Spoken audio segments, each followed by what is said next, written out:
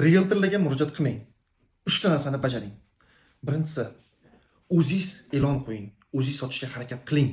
E'lonni to'g'ri qo'ying. Kuniga 10 ta, 20 talab qo'ng'iroqlarni qabul qiling.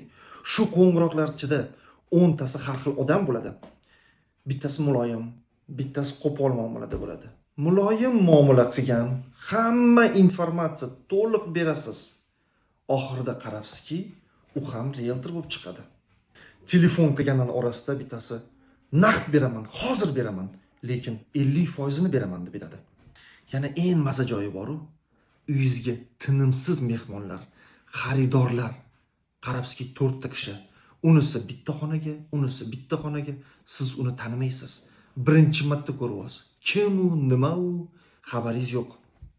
Shu jarayonlar mazasini his qilganingizdan keyin tinimsiz qo'ng'iroqlar, tinimsiz uyingizga tashriflar, joningizga tegib, nafratingiz paydo bo'lgandan keyingina realtorlarga murojaat qiling.